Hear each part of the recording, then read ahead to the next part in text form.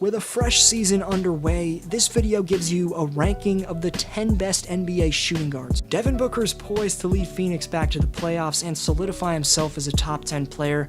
Paul George is doing his best to earn his new $226 million deal, and in the nation's capital, elite bucket getter Bradley Beal has a new running mate in the backcourt in Westbrook, but stay tuned to see where every one of these top 2 guards rank in week 1 of the new campaign.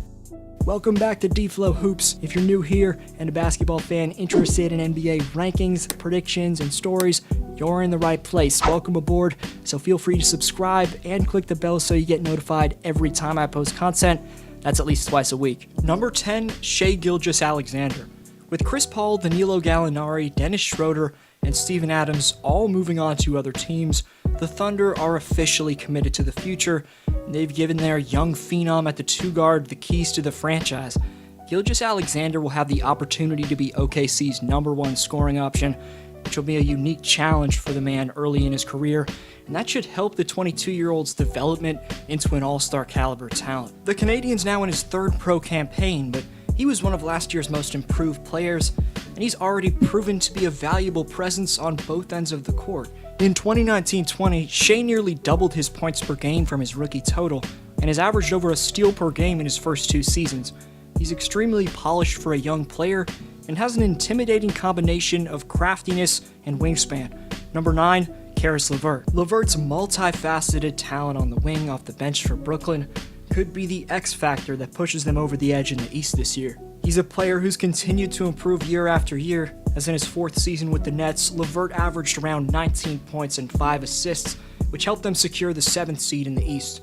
This powerhouse Nets team now with a healthy Kyrie and KD is looking damn scary already, but when you take into account that they have another elite shot creator in Caris LeVert as their 3rd scorer, it's fair to question if this 2021 Nets team will be unbeatable this year.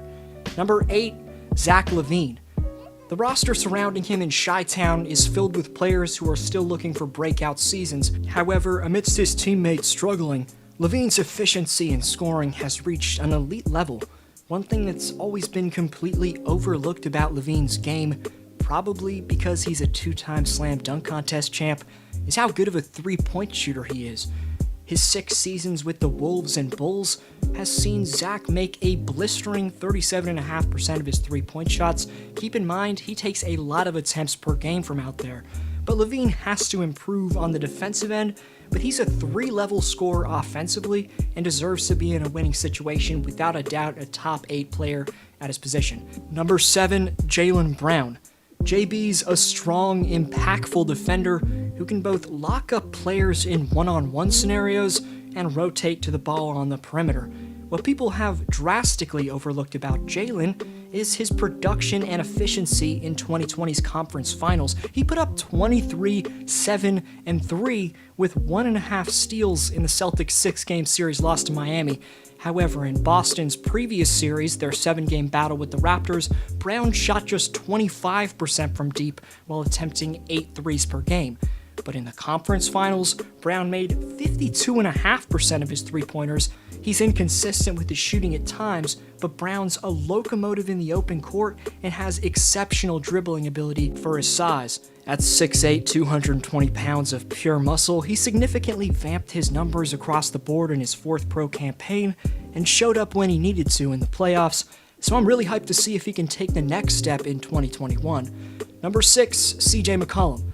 CJ and Dame's Blazers were the victim of a LeBron and AD steamrolling these past playoffs in the 1st round, but even though McCollum was suffering through an injury, he still put up an efficient 23 points in Portland's 5-game series loss. Portland shockingly snagged the first game of the series, with CJ contributing 21, and he averaged an efficient 23 points for the series. And with the additions of Jones Jr., Covington, and a healthy Yusuf Nurkic for the whole year, Portland has a chance to be a top seed in the West this season. They struggled in their first game, but McCollum has got a shifty mix of ball handling and supreme superstar-like shot-making ability when he's at full strength. CJ suffered a non-displaced fracture in the first seeding game in the bubble, and struggled from the field to close out last season, but the play-in tournament was where his injury seemed like a non-issue. He finished with 29 points on 11 for 19 shooting in that game, including a number of clutch buckets down the stretch. After Portland advanced to the playoffs with a win by beating Memphis, McCollum gave an iconic post-game interview. What do you got left for the Lakers? I got a lot left. The good Lord has taken it. I broke my back, spinal. Before a top 5 that, trust me, you can't miss, Kartik adds to his lead on the Community Speaks board by saying Kyrie's biggest problem is the media blowing things out of proportion, which can be distracting to his teammates. Questions on its way for next vid shoutout. Top 5 commenters with the most shoutouts at the end of 2020 get free NBA gear, and the board resets. Number 5, Paul George. On opening night, we saw the version of PG-13 that every Clipper fan was hoping would show up this past postseason. But George says he's back with the trainer that he had in his, quote, MVP season. He's referring to the year where he was third in the race for that award behind Giannis and Harden in 2019. But if Paul can produce like he did in that season, given that now he has a top 3 player in the world in Kawhi Leonard next to him, the Clippers could become a serious problem. And while everyone, including myself, called paying him $226 million over 5 years dumb, the organization is putting trust in the player Paul once was. The impact of a trainer can be massive because when a player stops working with them without the practice, the skills once taught become less and less polished. So I'm predicting Paul George regains his MVP reputation and is much higher on this list the next time I do a shooting guard ranking. Number 4, Devin Booker. These next two were extremely close, and because of what Devin Booker did in the bubble, that made it extremely tough not to put him any higher. He led the Suns to an 8-0 record, averaged 30 points in those seeding games, and Phoenix came up just short of the playoffs. In the bubble, he showed off his Kobe Bryant-esque post-up game and hit a game winner in the face of Kawhi and the previously ranked Paul George. As long as Devin Booker isn't facing a double team, he can get buckets on anyone, anywhere, at any time. Booker averaged 26.6 points, 4.2 boards, and 6.5 dimes last year, proving that he's one of the most talented young players in the NBA. Playing alongside Chris Paul, not only should Booker's averages go up, the Phoenix Suns should finally start winning. If the Suns are winning and Booker's on a roll, hitting ice-cold game-sealing shots like he did on opening night, then Devin could be in play for an MVP caliber season. Number 3, Donovan Mitchell. The Spider had an iconic 2020 playoff showing against the Denver Nuggets as he broke Steph Curry's record for the most three-pointers made in a single series.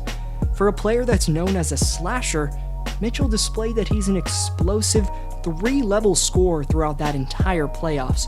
When the lights are brightest, Mitchell shines. Utah Jazz fans were blessed the day they drafted this high-flying, three-point shooting, absolutely mesmerizing talent that has a chance to be an NBA Hall of Famer. Number 2, Bradley Beal. The Wizards being bottom feeders of the Eastern Conference last season was far from Beal's fault, as he eclipsed 30 points per game, which was a career high for the 27-year-old. Beal's a solid two-way player, but he's known for his ability to hit incredibly difficult shots at a high volume. James Harden, Kyrie Irving, and Russell Westbrook, according to Bleacher Report, were the only players last season who tossed up more contested shot attempts than Beal. His new backcourt partner Westbrook's already showing off a different mentality, consisting of beaming smiles off the court and unselfish passing on the court, so Bradley's production should improve because of that this year. I mean, Paul George had his best season playing alongside Russell Westbrook, and if Beal can experience a similar connection with Brody throughout the year, then DC will make their first postseason appearance since 2018. Number 1, James Harden. The biggest storyline in the NBA right now is where will the beard land? Will he stay in Houston? Will he get traded? And what's going on with him? Right now, he's practically forcing his way out of Houston, which I'll get to. But while his playstyle has been criticized due to his high volume of ISOs and over-dribbling at times, it's a casual fan's take to say that James Harden was the issue for the Rockets last playoffs in the bubble. Russ and James were an awful fit both personality-wise and in half-court scenarios. but James still found a way to produce at an MVP level, despite his number 2 option in Westbrook struggling to shoot from the floor and taking an excessive amount of attempts. Stats don't tell the whole story, but the argument that, quote, James Harden's selfish, which is why he hasn't won a ring, unquote, gets dismantled when you hear that Westbrook put up more attempts from the field than him. As much as I'm loving how Russ is playing in the nation's capital right now, he made 24% of the 5 threes he took per game in Houston's 5-game series loss to LA. But let's cut Russ some slack, because with what's been going on recently, it's now clear to all of us that Harden has a challenging persona to coexist with. The most reputable NBA reporter, Shams, reported that Harden threw a ball at his rookie teammate Jayshawn Tate in a heated exchange.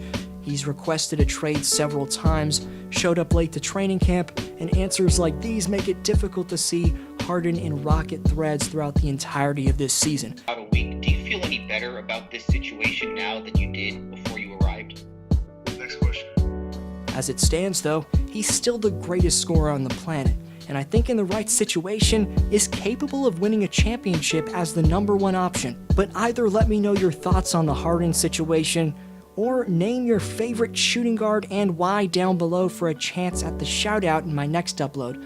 Follow me on Instagram and Twitter at DFlowHoops for on-the-go updates on the channel and the NBA. Keep watching some of my recent uploads. This was DFlow, and I'll see you next video.